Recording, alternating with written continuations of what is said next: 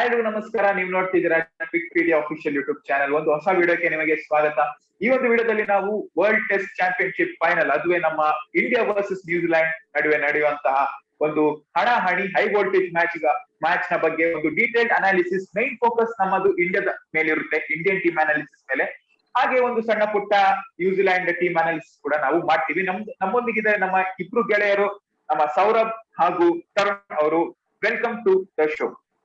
ಹೇಗ ಅನ್ಸ್ತಾ ಇದೆ? Thank you for inviting. ತುಂಬಾ ಚೆನ್ನಾಗಿ ತುಂಬಾ ಎಕ್ಸೈಟೆಡ್ ಆಗಿದ್ದೀನಿ ಆ ಟೆಸ್ಟ್ ಮ್ಯಾಚ್ ನೋಡ್ಲಿಕ್ಕೆ. ಅದು ಬಂದ್ಬಿಟ್ಟು June 18ಗೆ.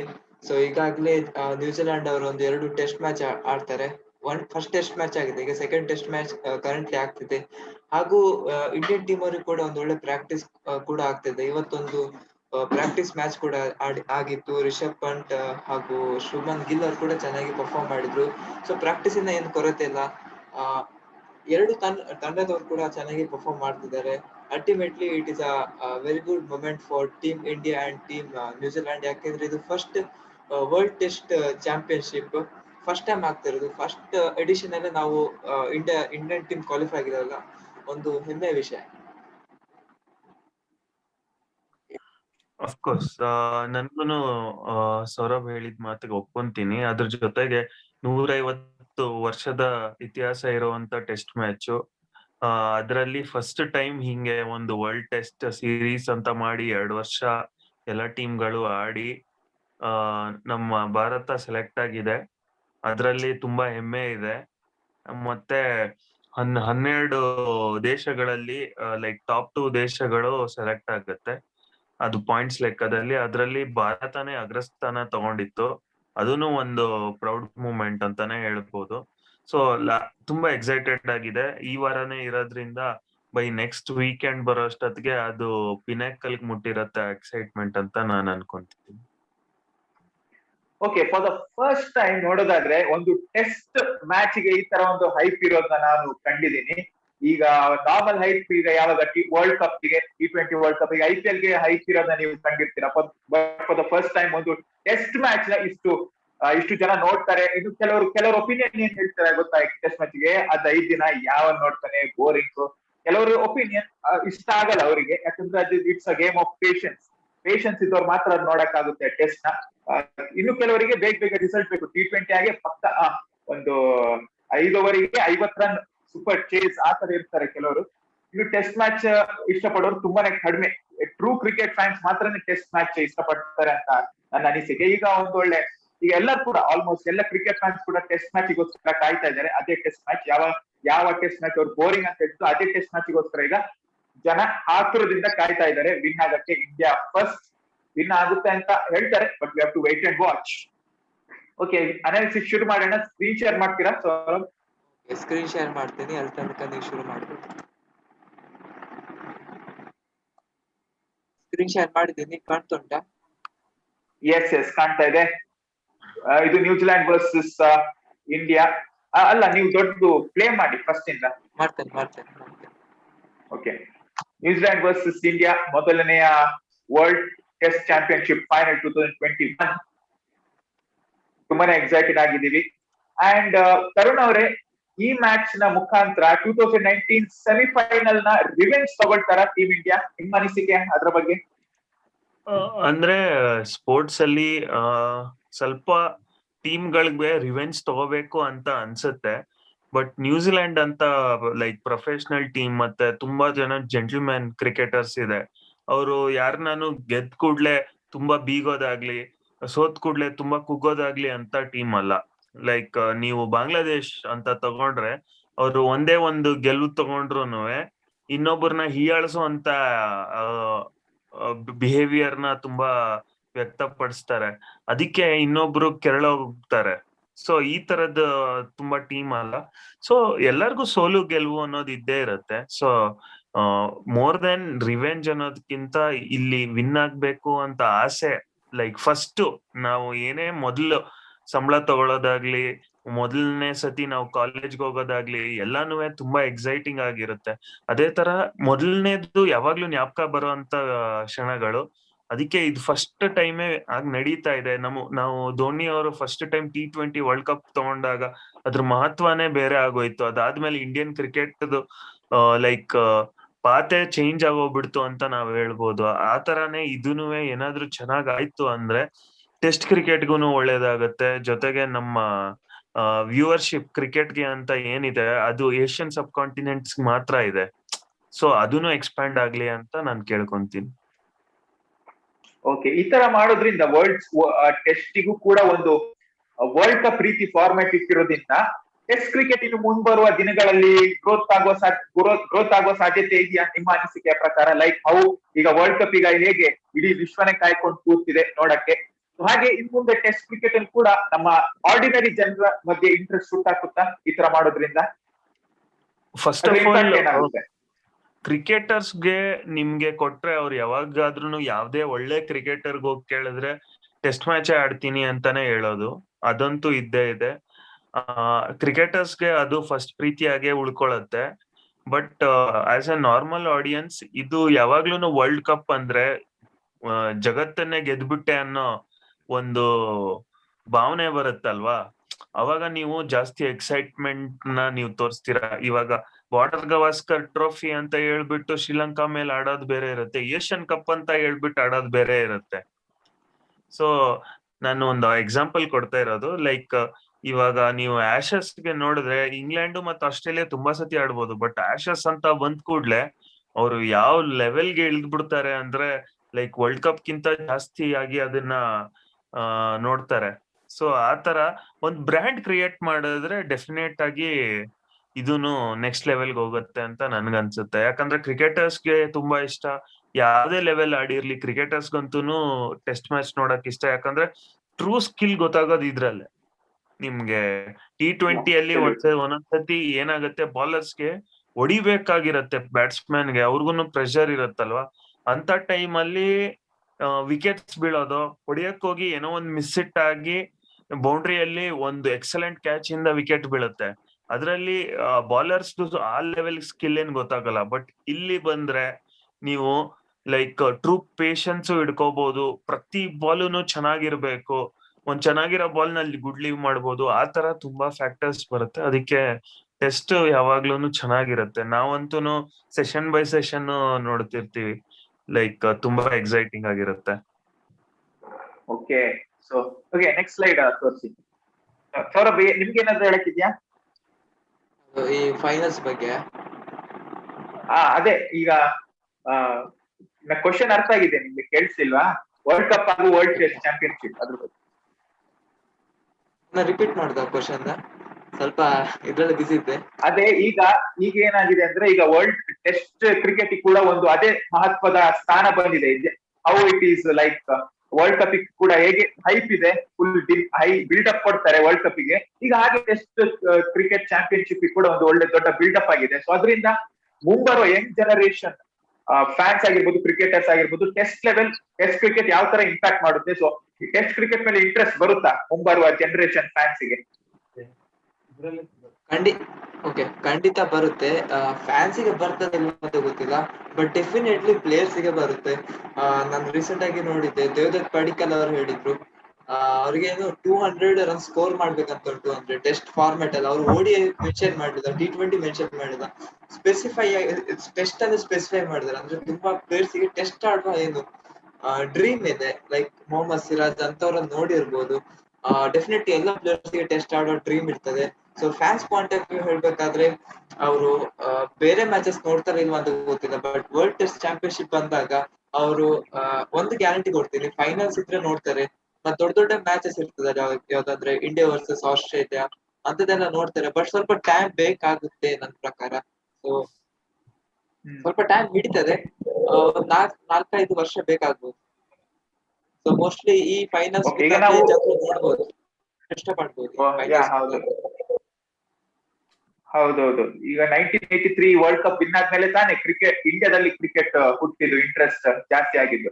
So there is anything can happen. Okay, mostly test cricket ಅಲ್ಲಿ ಕೂಡ ಇದೇ ಆಗ್ಬೋದು. ಈಗ ಈ ವರ್ಷ ಇಂಡಿಯಾ ವಿನ್ ಆದ್ರೆ ಒಂದು ಒಳ್ಳೆ ರೆವಲ್ಯೂಷನ್ ತರಬಹುದು. ಓಕೆ, ಪಿಚ್ ರಿಪೋರ್ಟ್ ನೋಡೋದಾದ್ರೆ ಇದು ಇಂಗ್ಲೆಂಡಿನ ಸೌತ್ ಆಂಪ್ಟನ್ ರೋಸ್ ಬೋಲ್ ಅಲ್ಲಿ ನಡೀತಾ ಇದೆ. ನೆಕ್ಸ್ಟ್ ಸ್ಲೈಡ್ ಹೋಗಿ. ಅಲ್ಲಿ ಕಂಡೀಷನ್ಸ್ ಹೇಗಿದೆ ಅಂದ್ರೆ, ನೀವು ಬೌಲಿಂಗ್ ಬ್ಯಾಟಿಂಗ್ ಮಾಡಕ್ಕೆ ಸ್ವಲ್ಪ ಕಷ್ಟ. ಇಫ್ ನಿಮ್ಮ ಲಕ್ ಚೆನ್ನಾಗಿ ನೀವು ಟಾಸ್ ವಿನ್ ಆಗಿ ಬ್ಯಾಟಿಂಗ್ ತಗೊಂಡ್ರೆ ಅದು ನಿಮ್ಮ ಲಕ್ ಅಂತಾನೆ ಹೇಳ್ಬೋದು. ಯಾಕಂದ್ರೆ at 4th or 5th day ball ತುಂಬಾನೇ ಸ್ಟೀಮ್ ಆಗುತ್ತೆ ಹಾಗೂ ಸ್ವಿಂಗ್ ಕೂಡ ಆಗುತ್ತೆ. ಸಾರಿ, ಸ್ವಿಂಗ್ ಹಾಗೂ ಸ್ಪಿನ್ ಆಗುತ್ತೆ. ಸೊ ಅವಾಗ ಬ್ಯಾಟ್ಸ್ಮನ್ ಗೆ ರನ್ ಸ್ಕೋರ್ ಮಾಡಕ್ಕೆ ತುಂಬಾನೇ ಕಷ್ಟ. 5 averages ನೋಡ್ಬೋದು ನೀವು. First match test innings first innings score ನೋಡಿದ್ರೆ 300, ಸೆಕೆಂಡ್ ಇನ್ನಿಂಗ್ಸ್ 324. ಓಕೆ, ಅಲ್ಲಿ ಅವಾಗ ಸ್ವಲ್ಪ ರೈಸ್ ಆಗಿದೆ. ಫಸ್ಟ್ 2 innings ಚೆನ್ನಾಗೇ ಇದೆ, ಬಟ್ ಗ್ರಾಜುಯಲಿ ಡಿಕ್ರೀಸ್ ಆಗ್ತಾ ಬರ್ತಾ ಇದೆ ನೋಡ್ಬೋದು 3rd innings ಹಾಗೂ 4th innings. ಯಾಕಂದ್ರೆ ಪಿಚ್ ಹೋಗ್ತಾ ಹೋಗ್ತಾ ಇಟ್ ಫೇವರ್ಸ್ ಬೌಲರ್ಸ್ ಅಂತಾನೆ ಹೇಳ್ಬೋದು. ಬೌಲರ್ಸ್ ಗೆ ತುಂಬಾನೇ ಸ್ವಿಂಗ್ ಸಿಗುತ್ತೆ ಹಾಗೂ ಡೆಡ್ ಪಿಚ್ ಆಗುತ್ತೆ, ಹಾಗೆ ಸ್ಪಿನ್ ಕೂಡ ಜಾಸ್ತಿ ಆಗುತ್ತೆ. ಅಂಡ್ ಇಲ್ಲಿ it's easy for batsman to score runs in the first 2 innings as there is lesser swing. As ಅದೇ ಹೇಳಿದ್ನಲ್ಲ, ಸಿಂಪಲ್ ಹೇಳ್ಬೇಕು ಅಂದ್ರೆ ನೀವು ಬ್ಯಾಟಿಂಗ್ ಮಾಡ್ಬೇಕಂದ್ರೆ ನೀವು ಟಾಸ್ ವಿನ್ ಆಗಿ ಫಸ್ಟ್ ಬ್ಯಾಟಿಂಗ್ ತಗೊಳ್ಬೇಕು. ಇಲ್ಲ ಅಂದ್ರೆ ನಿಮ್ಗೆ ತುಂಬಾನೇ ಕಷ್ಟ ಆಗುತ್ತೆ ಹೋಗ್ತಾ ಹೋಗ್ತಾ ಲೇಟರ್ ಆನ್ 4 or 5 days ಗೆ. ಈಗ ಈ ತರ ಇರೋ ಕಂಡೀಷನ್ ಅಲ್ಲಿ ಯಾವ ಟೀಮಿಗೆ ಹೆಲ್ಪ್ ಆಗ್ಬೋದು? Is it India or New Zealand? ನನ್ಗನ್ಸುತ್ತೆ ಟಾಸ್ ವಿನ್ ಆದವ್ರಿಗೆ ಹೆಲ್ಪ್ ಆಗ್ಬೋದು ಅಂತ ಅನ್ಸುತ್ತೆ. whoever is the team, because bowling wise team ಹತ್ರನು ಒಳ್ಳೆ ಆರ್ಸನಲ್ ಇದೆ. ಲೈಕ್ ಅವ್ರಿಬ್ರು ಸೆಲೆಕ್ಟ್ ಆಗಿ ಅಲ್ಲಿವರೆಗೆ ಬಂದಿದ್ದಾರೆ ಅಂದ್ರೆ ಎಲ್ಲಾ ಟೀಮ್ಗಳನ್ನ ಸೋಲ್ಸಿದ್ದಾರೆ ಅಂತಾನೆ ಅರ್ಥ. ಸೊ ಬಟ್ ನಂಗನ್ಸತ್ತೆ ಇವಾಗ ಇಂಡಿಯಾದವರು ಲೈಕ್ ತುಂಬಾ ಸ್ಪಿನ್ ಫ್ರೆಂಡ್ಲಿ ಟ್ರ್ಯಾಕ್ಸ್ ಎಲ್ಲ ಆಡಿದ್ದಾರೆ. ಪ್ಲಸ್ ಏನು ಅಂದ್ರೆ ಅವ್ರ ಹತ್ರ 2 ಒಳ್ಳೆ ಸ್ಪಿನ್ನರ್ಸ್ ಇದ್ದಾರೆ. ಅದರಿಂದ ನಮ್ಗೆ ಏನಾದ್ರು ಟಾಸ್ ವಿನ್ ಆಗಿ ಏನಾದ್ರು 4th innings ಬೌಲಿಂಗ್ ಮಾಡೋದು ಏನಾದ್ರು ಬಂತಂದ್ರೆ ನಮ್ದು 2 ಸ್ಪಿನ್ನರ್ಸ್ ಏನಿದ್ದಾರೆ ಕ್ವಾಲಿಟಿ ಸ್ಪಿನ್ನರ್ಸ್ ಇದ್ದಾರೆ. ಸೊ ಇಂಡಿಯಾಗೆ ಟಾಸ್ ವಿನ್ ಆದ್ರೆ definitely one of the biggest advantage ಅಂತ ನಾನು ಹೇಳ್ತೀನಿ. ಯಾಕಂದ್ರೆ ನಾವು ಥಿಂಕ್ ಮಾಡೋದು ಇಂಡಿಯನ್ ಸೈಡ್ ಇಂದಾನೆ ಥಿಂಕ್ ಮಾಡ್ತೀವಲ್ವಾ. So that's my opinion. Okay, what about Saurabh? Okay, Tarun ಹೇಳಿದ ಹಾಗೆ ಮೋಸ್ಟ್ಲಿ ಇದು ಟಾಸ್ ಮೇಲೆ ಡಿಪೆಂಡ್ ಆಗ್ತದೆ. ನಿಮ್ಗೆ ಇಲ್ಲಿ ಸ್ಟ್ಯಾಟ್ಸ್ ಕಾಣ್ತಿದೆ, ಇದ್ರಲ್ಲಿ ಏನು ನಿಮ್ಗೆ ಗೊತ್ತಾಗ್ತದೆ ಅಂದ್ರೆ ಫಸ್ಟ್ ಇನ್ನಿಂಗ್ಸ್ ಹಾಗೂ ಫಸ್ಟ್ ಇನ್ನಿಂಗ್ಸ್ ಬ್ಯಾಟಿಂಗ್ ಮಾಡಿದವರಿಗೆ ತುಂಬಾ ಅಡ್ವಾಂಟೇಜ್ ಇದೆ. ಅದೇ 4th innings ಬ್ಯಾಟಿಂಗ್ ಮಾಡಿದವರಿಗೆ ಅಡ್ವಾಂಟೇಜ್ ತುಂಬಾ ಕಡಿಮೆ ಇದೆ. ನಿಮ್ಗೆ 90% ಆಫ್ ದ ರಿಸಲ್ಟ್ ಟಾಸ್ ಮೇಲೆ ಡಿಪೆಂಡ್ ಆಗ್ತದೆ. ಮತ್ತೆ ಇದು ಇಂಡಿಯಾದ ಮೈನ್ ವೀಕ್ ಪಾಯಿಂಟ್ ಏನಂದ್ರೆ 2020ರಲ್ಲಿ ಈ ನ್ಯೂಜಿಲೆಂಡ್ ಅಲ್ಲಿ ಸೀರೀಸ್ ಆಗಿತ್ತಲ್ಲ, ಅಲ್ಲೆಲ್ಲ ನ್ಯೂಜಿಲೆಂಡ್ ಸೀಮರ್ಸ್ ಎಲ್ಲ ಏನು ಡಾಮಿನೇಟ್ ಮಾಡ್ತಾರೆ ಇಂಡಿಯನ್ ಬ್ಯಾಟ್ಸ್ಮನ್ ಎಲ್ಲ. ಆಗ ಪೃಥ್ವಿ ಶಾ ಅವರಿದ್ರು, ಅಗರ್ವಾಲ್ ಅವರಿದ್ರು. ಆಗ ಸ್ವಲ್ಪ ಸಮಥಿಂಗ್ ಡಿಫ್ರೆಂಟ್ ಬ್ಯಾಟಿಂಗ್ ಯೂನಿಟ್ ಇತ್ತು. ಅಂದ್ರೆ ಫುಲ್ ಡಿಫ್ರೆಂಟ್ ಅಲ್ಲ, ಸ್ವಲ್ಪ ಡಿಫ್ರೆಂಟ್ ಬ್ಯಾಟಿಂಗ್ ಯೂನಿಟ್ ಇತ್ತು. ಎಲ್ಲಿ ಏನು ಲಾಸ್ ಆಗುದಂದ್ರೆ same when it comes team department ಇದಕ್ಕೆ ಬಂದಾಗ ಸ್ವಲ್ಪ ಇದಾಗ್ತದೆ. ಅದೇ ಈಗ ಪಿಚ್ ಸ್ಪಿನ್ ಫೇವರ್ ಇದ್ರೆ ತುಂಬಾ ಹೆಲ್ಪ್ ಆಗ್ತದೆ ಇಂಡಿಯನ್ ಬ್ಯಾಟ್ಸ್ಮನ್ ಗೆ. ಸೊ ಈಗ ಇತ್ತೀಚೆಗೆ ಇದು ಪ್ರಾಕ್ಟೀಸ್ ಮ್ಯಾಚ್ ಅಲ್ಲಿ ಆಗ್ತಿತ್ತು. ಅಲ್ಲಿ ಒಂದ್ ಟೀಮ್ ಅಲ್ಲಿ ಟಾಪ್ ಕ್ಲಾಸ್ ಬ್ಯಾಟ್ಸ್ಮನ್ ಇದ್ರು, ಇನ್ನೊಂದ್ ಟೀಮ್ ಅಲ್ಲಿ ಟಾಪ್ ಕ್ಲಾಸ್ ಬೌಲರ್ ಇದ್ರು. ಯಾರಂದ್ರೆ ಮೊಹಮ್ಮದ್ ಶಮಿ, ಇಶಾಂತ್ ಶರ್ಮಾ, ಮೊಹಮ್ಮದ್ ಸಿರಾಜ್, ಬುಮ್ರಾ, ಇಂಥ ಬೌಲರ್ಸ್ ಅಲ್ಲಿ ಇದ್ರು. ಈ ರಿಷಬ್ ಪಂಟ್ ಅವರು ಒಂದು ಸೆಂಚುರಿ ಹೊಡೆದಿದ್ದಾರೆ. ಐ ಥಿಂಕ್ 90 ಬಾಲ್ ಅವರು ಸೆಂಚುರಿ ಹೊಡೆದಿದ್ದಾರೆ. ಹಾಗೂ ಗಿಲ್ ಅವರು ಅರೌಂಡ್ 90 ರನ್ ಸ್ಕೋರ್ ಮಾಡಿದ್ದಾರೆ. So when it comes to form, Rishabh Pant ಅವರು ಒಂದು ರೆಡ್ ಔಟ್ ಫಾರ್ಮ್ ಅಲ್ಲಿ ಇದ್ದಾರೆ. ರೋಹಿತ್ ಶರ್ಮಾ ಅವರು ಕೂಡ ಫಾರ್ಮ್ ಅಲ್ಲಿ ಇದ್ದಾರೆ. ಓನ್ಲಿ ವರಿ ಏನಂದ್ರೆ ಶುಭ್ಮನ್ ಗಿಲ್ ಅವ್ರದ್ದು. ರೋಹಿತ್ ಶರ್ಮಾ ಅವ್ರದ್ದು ಅವ್ರೊಳ್ಳೆ ಫಾರ್ಮ್ ಇದ್ದಾರೆ. ವರಿ ಇರೋದು ಶುಭ್ಮನ್ ಗಿಲ್ ಅವ್ರದ್ದು. ಅವರು ಚೆನ್ನಾಗಿ ಫಾರ್ಮ್ ಗೆ ಬರ್ತಾರೆ ಇಲ್ವಾ ಅಂತ. ಯಾಕಂದ್ರೆ ರೀಸೆಂಟ್ ಆಗಿ ನೋಡ್ತಿದ್ರೆ IPL ಅಲ್ಲಿ ಅಷ್ಟೇನ್ ಪರ್ಫಾರ್ಮೆನ್ಸ್ ಇರಲಿಲ್ಲ. ಬಟ್ ಒಂದೊಂದು ಇದು ಡಿಫ್ರೆಂಟ್ ಫಾರ್ಮೆಟ್, ಇದು IPL ಡಿಫ್ರೆಂಟ್ ಹಾಗೂ ಟೆಸ್ಟ್ ಫಾರ್ಮೆಟ್ ಡಿಫ್ರೆಂಟ್. ಕಳೆದ ಆಸ್ಟ್ರೇಲಿಯನ್ ಸೀರೀಸ್ ಅಲ್ಲಿ ಗಿಲ್ ಅವರು ಚೆನ್ನಾಗಿ ಆಡಿದ್ದಾರೆ. ಅದೇ ಇಂಡಿಯಾ ವರ್ಸಸ್ ಇಂಗ್ಲೆಂಡ್ ಸೀರೀಸ್ ಅಲ್ಲಿ ಸ್ವಲ್ಪ ಸ್ಟ್ರಗಲ್ ಮಾಡಿದ್ದಾರೆ. ಸೊ ಕೆಲವು ಕಡೆ ಚರ್ಚೆ ಆಗ್ತಿತ್ತು, ಯಾರು KL ರಾಹುಲ್ ಆಡಿಸ್ಬೋದಾ ಅಥವಾ ಮಯಾಂಕ್ ಅಗರ್ವಾಲ್ ಆಡಿಸ್ಬೋದಾ, ಇದರ ಚರ್ಚೆ ಆಗ್ತಿದೆ. ಸೊ ಅಲ್ಲಿ ಅದೊಂದು biggest big point for team India. ಮತ್ತೆ ಬರ್ತದೆ ಮೊದಲೇ ಮತ್ತೆ continue. Okay, next slide. So ಅದೇ ಒಂದು ಸಿಂಪಲ್ ವರ್ಡ್ ಹೇಳ್ಬೇಕು ಅಂದ್ರೆ ಬ್ಯಾಟಿಂಗ್ ಕಷ್ಟ ಆಗುತ್ತೆ ಲೇಟರ್ ಸ್ಟೇಜಸ್. ಫಸ್ಟ್ ಗೆ ನಿಮ್ಗೆ ಒಳ್ಳೆ ಅಡ್ವಾಂಟೇಜ್ ಇದೆ ಬ್ಯಾಟಿಂಗ್ ಅಲ್ಲಿ. ಸೊ ಸಿಂಪಲ್ ಆಗಿ ಪಿಚ್ ರಿಪೋರ್ಟ್ ಆದ್ರೆ ಹಾಗೆ it is bowling friendly, especially spinning ಕೂಡ ಇದೆ ಆಗಂತಿಲ್ಲ, ಬಟ್ ಕಂಪೇರ್ಡ್ 70% ಸೀಮಿಗೆ ಸಪೋರ್ಟ್ ಸಿಗುತ್ತೆ, 30% ಸ್ಪಿನ್ನಿಂಗ್ ಸಪೋರ್ಟ್ ಸಿಗುತ್ತೆ. ಅದು ಕೂಡ 4th 5th ಡೇ ಹಾಗೂ 4th ಹಾಗೆ ಲೇಟರ್ ಇನ್ನಿಂಗ್ಸ್ ಅಲ್ಲಿ. ಇನಿಷಿಯಲಿ ಸ್ವಲ್ಪ ಕಷ್ಟ ಬ್ಯಾಟ್ಸ್ಮನ್ ಗೆ ಹೊಡೆಯೋ ಚಾನ್ಸಸ್ ಇದೆ. And point to discuss first strength ಬಗ್ಗೆ ಯಾರು ಮಾತಾಡ್ತೀರಿ? ಫಸ್ಟ್ ತರುಣ್ ಅವ್ರು ಸ್ಟಾರ್ಟ್ ಮಾಡ್ತೀರಾ? ಟೀಮ್ ಇಂಡಿಯಾದ ಬಗ್ಗೆ. This is all about team India. Okay, ನಾನು ಶುರು ಮಾಡ್ತೇನೆ, ಮಾಡ್ಬೋದಾ? ಶೋರ್. ಓಕೆ, ಇಂಡಿಯಾದ ಸ್ಟ್ರೆಂತ್ ಯಾವ್ದಂದ್ರೆ ಮೈನ್ಲಿ ಸ್ಪಿನ್ ಡಿಪಾರ್ಟ್ಮೆಂಟ್. ಅದೇ ನ್ಯೂಜಿಲೆಂಡ್ ಅವ್ರದ್ದು ವೀಕ್ನೆಸ್ ಯಾವ್ದಂದ್ರೆ ಸ್ಪಿನ್ ಡಿಪಾರ್ಟ್ಮೆಂಟ್. ಸೀಮ್ ಡಿಪಾರ್ಟ್ಮೆಂಟ್ ಮಾತಾಡಿದ್ರೆ ಎರಡು ಟೀಮಿನ ಸ್ಟ್ರೆಂತ್ ಸೀಮ್ ಡಿಪಾರ್ಟ್ಮೆಂಟ್. ನಮ್ಮ ಇಂಡಿಯನ್ ಸೀಮ್ ಡಿಪಾರ್ಟ್ಮೆಂಟ್ ಬಗ್ಗೆ ನಾವೇನು ಅಂಡರ್ ಎಸ್ಟಿಮೇಟ್ ಮಾಡ್ಬೇಕಂತ ಹೇಳಿಲ್ಲ. ಯಾಕಂದ್ರೆ ಇಶಾಂತ್ ಶರ್ಮಾ ಅವರು 100 ಟೆಸ್ಟ್ ಮ್ಯಾಚ್ ಆಡಿದ್ದಾರೆ ಈ ಇಂಡಿಯಾಕ್ಕೆ. ಸೊ ಅವರಿಗೆ 100 ಟೆಸ್ಟ್ ಮ್ಯಾಚ್ ಎಕ್ಸ್ಪೀರಿಯನ್ಸ್ ಇದೆ. ಹಾಗೂ ಇಂಗ್ಲೆಂಡ್ ಅಲ್ಲಿ ಕೂಡ ಆಡಿ ತುಂಬಾ ಎಕ್ಸ್ಪೀರಿಯನ್ಸ್ ಇದೆ. 2014 ಅಲ್ಲಿ ಒಂದು ಮ್ಯಾಚ್ ಅವ್ರು ಗೆಲ್ಲಿಸಿ ಕೊಟ್ಟಿದ್ದಾರೆ, ಐ ಥಿಂಕ್ ಇನ್ ಲಾರ್ಡ್ಸ್ ಅಲ್ಲಿ ಇರಬೇಕು. ಹಾಗೂ ಮೊಹಮ್ಮದ್ ಶಮಿ ಅವರಿಗೆ ಕೂಡ ತುಂಬಾ ಎಕ್ಸ್ಪೀರಿಯನ್ಸ್ ಇದೆ. ನಂಬರ್ 1 ಎಕ್ಸ್ಪೀರಿಯನ್ಸ್ ಇರೋದು ಇಶಾಂತ್ ಶರ್ಮಾ ಅವರಿಗೆ, ನಂಬರ್ 2 ಎಕ್ಸ್ಪೀರಿಯನ್ಸ್ ಇರೋದು ಮೊಹಮ್ಮದ್ ಶಮಿ ಅವರಿಗೆ. ಸೊ ಮತ್ತೆ ಥರ್ಡ್ ಯಾರಂದ್ರೆ ಮೊಹಮ್ಮದ್ ಸಿರಾಜ್ ಅವರು ಕೂಡ. ಮೊಹಮ್ಮದ್ ಸಿರಾಜ್ ಅವರು ಈಗ ತುಂಬಾ ಹಂಗರ್ ಆಗಿದ್ದಾರೆ. ಸೊ ಅವರು ರೀಸೆಂಟ್ ಆಗಿ ಆಸ್ಟ್ರೇಲಿಯಾದಲ್ಲಿ ತುಂಬಾ ಚೆನ್ನಾಗಿ ಪರ್ಫಾರ್ಮ್ ಮಾಡಿದ್ರು. ಮತ್ತೆ I think last test match ಅಲ್ಲಿ ಅವರು ತುಂಬಾ ಚೆನ್ನಾಗಿ ಪರ್ಫಾರ್ಮ್ ಮಾಡಿದ್ರು. ಅದು ಅಹಮದಾಬಾದ್ ಅಲ್ಲಿ ಆಗಿದ್ದಲ್ಲ, ಅಲ್ಲಿ ಕೂಡ ಪರ್ಫಾರ್ಮ್ ಮಾಡಿದ್ರು, ಅಂದ್ರೆ ಡಿಸೆಂಟ್ ಆಗಿ ಪರ್ಫಾರ್ಮ್ ಮಾಡಿದ್ರು.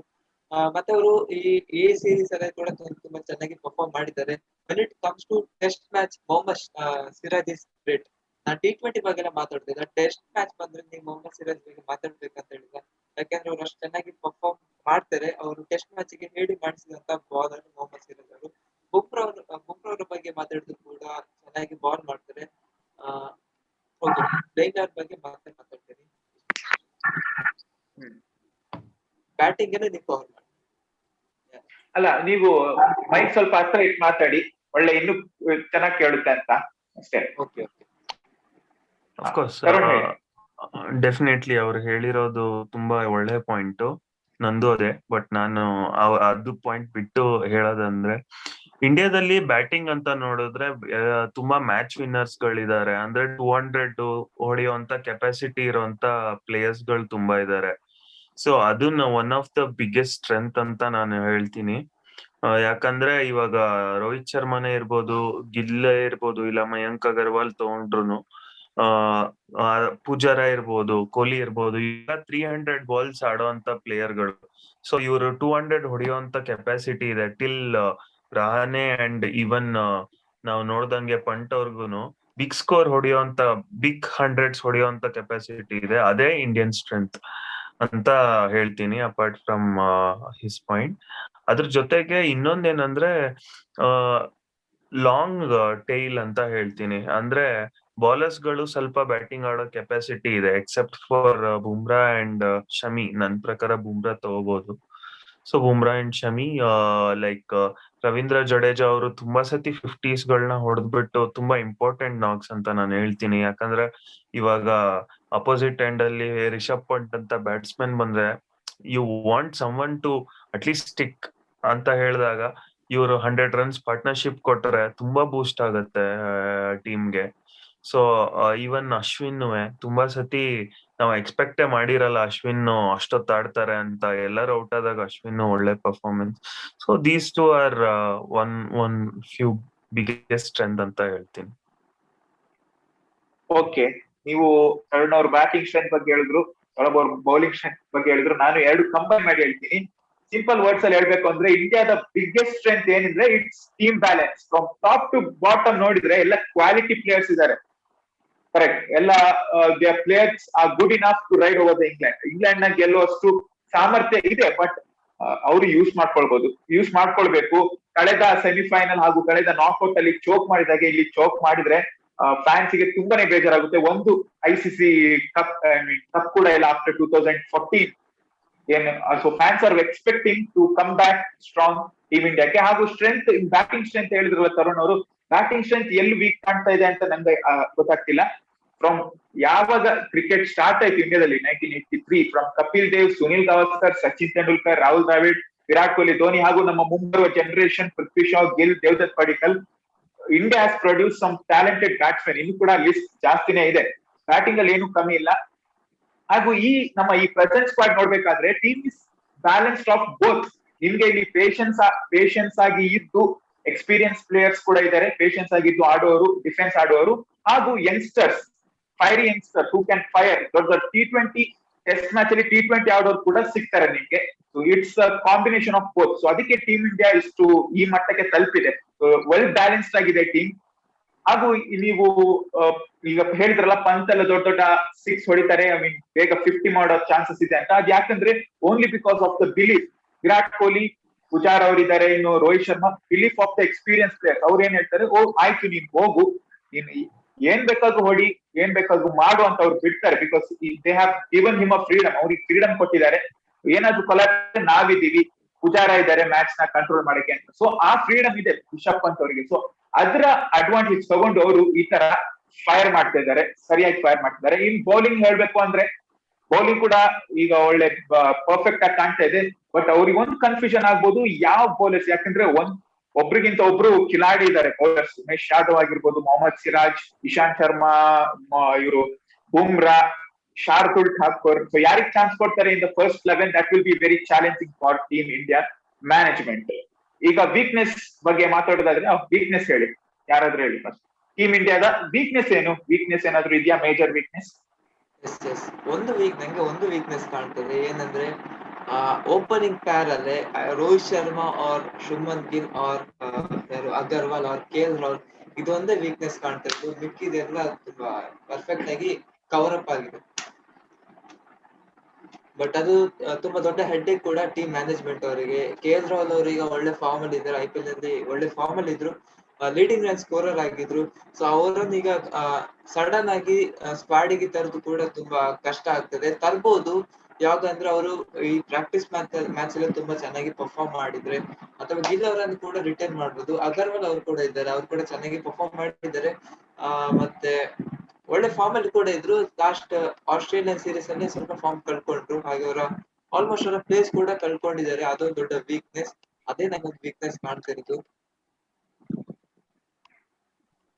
ಓಕೆ, ಮತ್ತೆ ಆಗ ಸ್ಟ್ರೆಂತ್ ಅಲ್ಲಿ ನಂಗೆ ಒಂದು ಪಾಯಿಂಟ್ ಮೆನ್ಷನ್ ಮಾಡಿಕ್ಕೆ ಬರ್ತಿತ್ತು. ಇಂಡಿಯನ್ ಟೀಮ್ ಅಲ್ಲಿ ಬ್ಯಾಟಿಂಗ್ ಡೆಪ್ತ್ ಇದೆ. ಸಪೋಸ್ ವಿಕೆಟ್ಸ್ ಹೋಗೋ ಸಿಚುವೇಶನ್ ಅಲ್ಲಿ ಮೊಹಮ್ಮದ್ ಶಮಿ ಅವರಿಗೆ ಬ್ಯಾಟ್ ಮಾಡ್ಬೋದು. ಅವ್ರು 2014 ಅಲ್ಲೇ 150 ಅನ್ನು ಸ್ಕೋರ್ ಮಾಡಿದ್ರು. ಜಸ್ಟ್ ಇದ್ರಿಂದ ನಾನು ಓಕೆ. ಡೆಫಿನೆಟ್ಲಿ ವೀಕ್ನೆಸ್ ಅಂತ ಬಂದ್ರೆ ನಮಗ್ ಮೇಜರ್ ಆಗಿ ಏನ್ ಅನ್ಸೋದಂದ್ರೆ ಮ್ಯಾಚ್ ಪ್ರಾಕ್ಟೀಸ್ ಅಂತ ಅನ್ಸುತ್ತೆ. ನಮ್ಮ ಎಬಿಲಿಟಿ ಮೇಲೆ ನನಗೆ ಯಾರ್ದು ಡೌಟ್ ಇಲ್ಲ. ಎಲ್ರು ಲೈಕ್ ಅವ್ರು ಕೊಟ್ಟಿರೋ ಟಾಸ್ಕ್ ಗಳನ್ನ ಚೆನ್ನಾಗೇ ಮಾಡ್ತಾ ಇದ್ದಾರೆ. ಬಟ್ ಮ್ಯಾಚ್ ಪ್ರಾಕ್ಟೀಸ್ ಬಂದ್ಬಿಟ್ಟು ನ್ಯೂಜಿಲೆಂಡ್ ಚೆನ್ನಾಗಿದೆ. ಲೈಕ್ ಇವರು ಜಸ್ಟ್ ಕ್ವಾರಂಟೈನ್ ಇಂದ ಹೊರಗ್ ಬರ್ತಾ ಇದ್ದಾರೆ. ಮತ್ತೆ 3-4 ದಿವಸ ಅಷ್ಟೇ ಇರೋದು. ಅದ್ರಲ್ಲಿ ಒಂದ್ ರೆಸ್ಟ್ ಡೇ ಅಂತ ಏನಾದ್ರು ಬಂತಂದ್ರೆ ಬಾಡಿ ಫಿಟ್ನೆಸ್ಗೆ ಪ್ರೀ ಮ್ಯಾಚ್ ಸ್ವಲ್ಪ ರಿಲ್ಯಾಕ್ಸೇಷನ್ ಮಾಡ್ತಾರೆ, 5 ದಿವಸ ಕಂಟಿನ್ಯೂಸ್ ಆಡ್ಬೇಕಂತ. So match practice major weakness ಅಂತ ನಾನು ಹೇಳ್ತೀನಿ.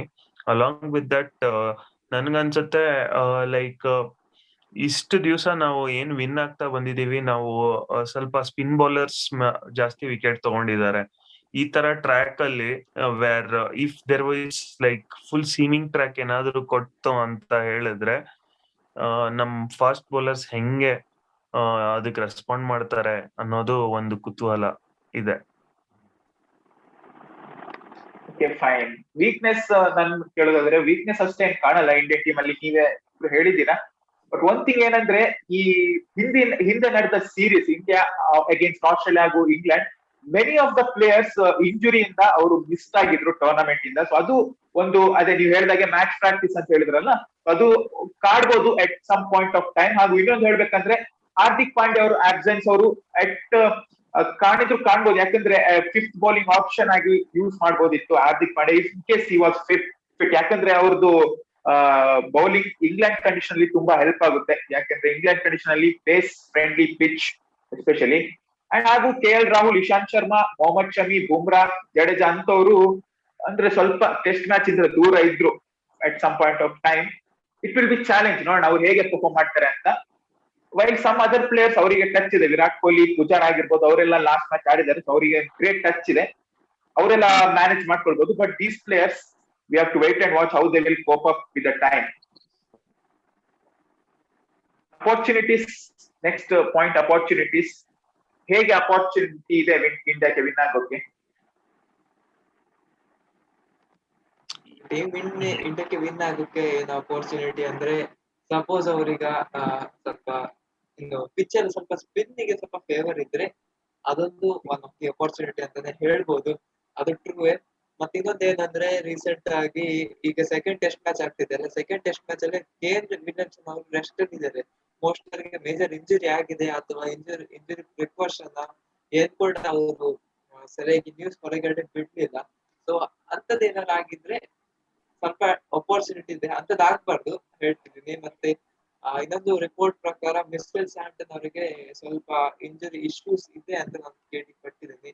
ಮಿಚೆಲ್ ಸ್ಯಾಂಟನ್ ಅವರು ಇದ್ರೆ ಸ್ವಲ್ಪ ಥ್ರೆಟ್ ಕೊಡ್ಬೋದು as only spinner. Of course opportunity ಅಂತ ಹೇಳಕ್ ಬಂತಂದ್ರೆ, ಇವಾಗ ಗಿಲ್ ಅವ್ರಿಗೆ ಏನಾದ್ರು ಚಾನ್ಸ್ ಸಿಕ್ತು, ಇಲ್ಲ ಮಯಾಂಕ್ ಅಗರ್ವಾಲ್ಗೆ ಚಾನ್ಸ್ ಸಿಕ್ತು, ಇಬ್ರಲ್ಲಿ ಒಬ್ರಿಗೆ ಸಿಗ್ಬಹುದು. ಸೊ ಅಲ್ಲಿ ಲೈಕ್ ಬಿಗ್ ಸ್ಟೇಜ್ ಅಲ್ಲಿ ಪ್ರೂವ್ ಮಾಡ್ಕೊಳ್ಳೋರು really that's a big opportunity for player perspective ಇಂದ ನೋಡ್ಬೇಕು ಅಂದ್ರೆ. ಇವಾಗ ಸಿರಾಜ್ ಸಿಕ್ತಂದ್ರುನು ಅವ್ರಿಗೆ like as a player perspective ಅದು ತುಂಬಾ ಬಿಗ್ ಬೂಸ್ಟ್ ಆಗತ್ತೆ. ಸೊ ಅವರು ಹೆಂಗ್ ಯೂಸ್ ಮಾಡ್ಕೊಂತಾರೆ ಅನ್ನೋದು ಒಂದು ಅಪರ್ಚುನಿಟಿ. ಇವಾಗ ಇವ್ರು ಹೇಳ್ದಂಗೆ ಸ್ಯಾಂಟ್ನರ್ಗೆ ಏನಾದ್ರು ಇಂಜುರಿ ಆಗಿದ್ರೆ ಮೋಸ್ಟ್ಲಿ ಅಜೀಜ್ ಪಟೇಲ್ಗೆ ಚಾನ್ಸ್ ಸಿಗ್ಬಹುದು. ಸೊ ಅವ್ರಿಗೂ ಒಂದು ಅಪರ್ಚುನಿಟಿ. ಅಂಡ್ ಈವನ್ ಅಲ್ಲೂನು ಆ ಎಂಡ್ ಅಲ್ಲೂನು ಸ್ವಲ್ಪ ಯಂಗ್ ಪ್ಲೇಯರ್ಸ್ ಇದಾರೆ. ಅಂದ್ರೆ ಹೆನ್ರಿ ನಿಕೋಲಸೇ ಇರ್ಬೋದು, ಇಲ್ಲ ಲೈಕ್ ಸ್ವಲ್ಪ ಜನ ಪ್ರೂವ್ ಮಾಡ್ಬೇಕು ಅಂತ ಇದಾರೆ ವರ್ಲ್ಡ್ ಸ್ಟೇಜ್ ಅಲ್ಲಿ. ಲೈಕ್ ಡಿ ಗ್ರ್ಯಾಂಡ್ ಹೋಮೆ ಇರ್ಬೋದು, ಯಾಕಂದ್ರೆ ಅವರೆಲ್ಲ ಲೈಕ್ 100% ಶ್ಯೂರ್ ಕ್ರಿಕೆಟರ್ಸ್ ಅಲ್ಲ ಆ ಪರ್ಟಿಕ್ಯುಲರ್ ಟೀಮ್ಗೆ. But once they become a world beating team, ಅವರು ಇದಾರೋ ಇಲ್ವೋ ಅನ್ನೋದು ಇಂಪಾರ್ಟೆಂಟ್ ಆಗಲ್ಲ, ನಾನು ಒಬ್ಬ ಚಾಂಪಿಯನ್ ಅನ್ನೋದೇ ಮ್ಯಾಟರ್ ಆಗತ್ತೆ. ಸೊ ಅವ್ರಿಗೆಲ್ಲ ಒಂದು ಒಳ್ಳೆ ಅಪರ್ಚುನಿಟಿ ಅಂತ ನಾನು ಅನ್ಕೊಂತ ಇದ್ದೀನಿ. So depending on individual performance ಟೀಮ್ಗೂ ಹೆಲ್ಪ್ ಆದ್ರೆ ಅದು big plus point. Indian perspective ಅಲ್ಲಿ of course one of the bowlers ಇರ್ತಾರೆ ಸ್ಪೇಸ್ ಅಲ್ಲಿ, ಮತ್ತೆ one of the opener. Even Rohit ಶರ್ಮಾಗೂ ಅಂತ ಹೇಳ್ಬೋದು, ಯಾಕಂದ್ರೆ ರೋಹಿತ್ ಶರ್ಮಾನು ಆ ಲೆವೆಲ್ಗೆ ಇನ್ನ ಟೆಸ್ಟ್ ಮ್ಯಾಚ್ ಅಲ್ಲಿ like he's one of the important players ಅಂತ ಆಗಿಲ್ಲ, ಹೆಂಗೆ ಪೂಜಾರ ಮತ್ತೆ ಕೊಹ್ಲಿ ಪ್ರೂವ್ ಮಾಡ್ಕೊಂಡಿದ್ದಾರೆ. ಸೊ ರೋಹಿತ್ ಶರ್ಮಾಗೂ ಒಳ್ಳೆ ಅಪರ್ಚುನಿಟಿ ಅಂತ ನಾನು ಅನ್ಕೊಂತೀನಿ. ಓಕೆ, ಇದೀಗ 10 minutes ಮಾತ್ರ ರಿಮೈನಿಂಗ್ ಅಲ್ಲ, ಆಗುತ್ತಾ? ಏನ್ ಮಾಡೋದೀಗ? ಶೋರ್, ಬೇಗ ಬೇಗ. 5 ನಿಮಿಷ ಹೆಚ್ಚಾದ್ರೂ ಚಿಂತೆ ಅಲ್ಲ, ಹೇಗೋ ಎಡಿಟ್ ಮಾಡ್ಲಿಕ್ಕೆ ಉಂಟು ಅಂತ ಹೇಳ್ತಿದ್ಯಲ್ಲ. ಸರಿ ಸರಿ, ಓಕೆ. ನೆಕ್ಸ್ಟ್ ಓಕೆ, ಥ್ರೆಟ್ಸ್ ಬಗ್ಗೆ ಹೇಳಿಲ್ಲ ಒಂದು ನಿಮಿಷ. Okay sorry. ಥ್ರೆಟ್ಸ್ ಬಗ್ಗೆ ಹೇಳಿಲ್ಲ. ಥ್ರೆಟ್ಸ್ ನೋಡ್ಬೇಕಾದ್ರೆ ಇಂಡಿಯಾಗೆ ಮೈನ್ ಥ್ರೆಟ್ಸ್ ನ್ಯೂಜಿಲೆಂಡಿನ ಪೇಸ್ ಅಟ್ಯಾಕ್. ಒಂದಕ್ಕಿಂತ ಒಬ್ರು ದೊಡ್ಡ ದೊಡ್ಡ ಖಿಲಾಡಿ ಇದ್ದಾರೆ. Trent Boult, Kyle Jamieson, Neil Warner, Tim Southee. ಅವರು ಇಂಡಿಯನ್ ಬ್ಯಾಟ್ಸ್ಮನ್ ಗಳನ್ನ over the period of time ತುಂಬಾನೇ ಟ್ರಬಲ್ ಮಾಡಿದ್ದಾರೆ ಅಂತಾನೆ ಹೇಳ್ಬೋದು. ನಿಮ್ಮ ಅನಿಸಿಕೆ ಏನು? ಕೇಲ್ ಜೆಮಿಸನ್ ಅವರು ತುಂಬಾ ಟ್ರಬಲ್ ಮಾಡಿದ್ದಾರೆ ಕಳೆದ ಸೀರೀಸ್ ಅಲ್ಲಿ. 2020 ಆಗಿತ್ತಲ್ಲ, ಅಲ್ಲಿ ಅವ್ರು ಟ್ರಬಲ್ ಮಾಡಿದ್ದಾರೆ ವೈಟ್ ಬಾಲ್ ಕ್ರಿಕೆಟ್ ಅಲ್ಲಿ ಹಾಗೂ ರೆಡ್ ಬಾಲ್ ಕ್ರಿಕೆಟ್ ಅಲ್ಲಿ.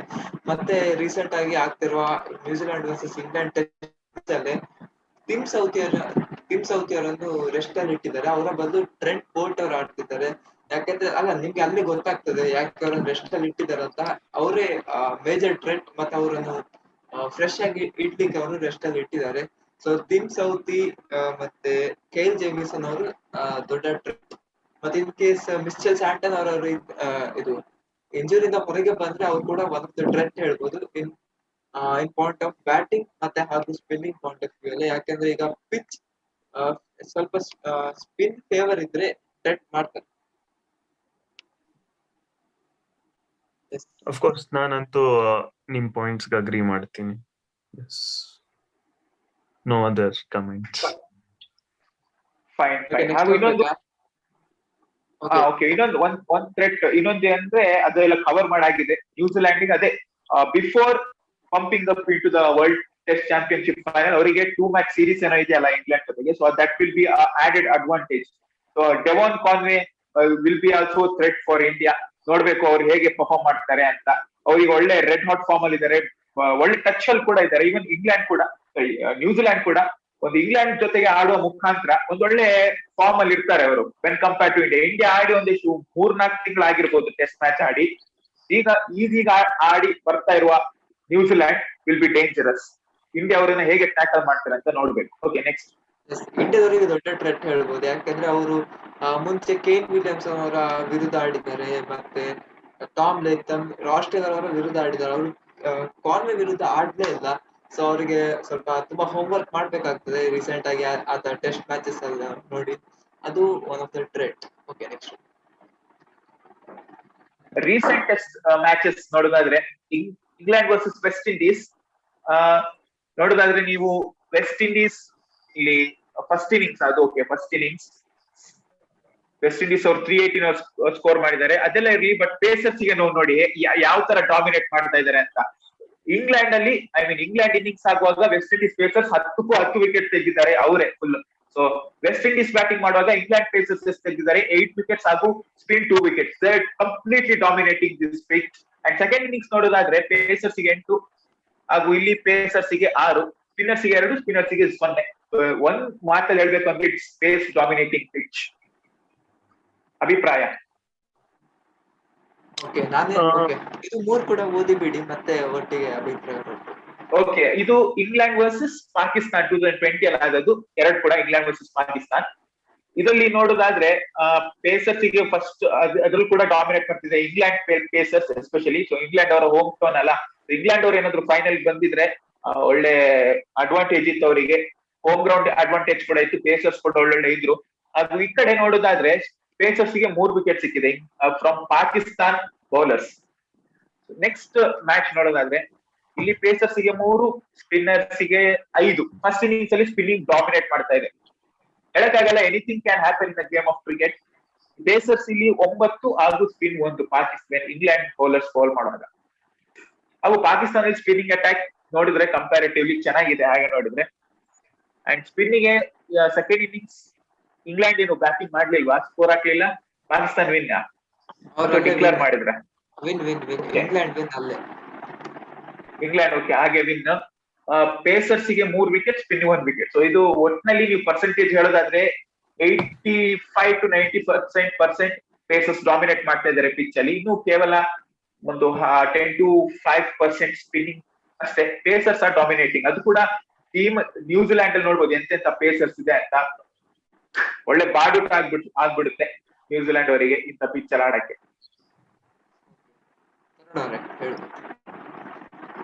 ಅಫ್ಕೋರ್ಸ್ ಎಲ್ಲ ಸ್ಟ್ಯಾಟ್ಸ್ ನೋಡಿದ್ರೆ ಪೇಸರ್ಸ್ ಕಡೆ ವಾಲ್ಕೊಂಡಿದೆ, but stats half of the story ಅಂತ ಏನ್ ಹೇಳ್ತಾರಲ್ವಾ.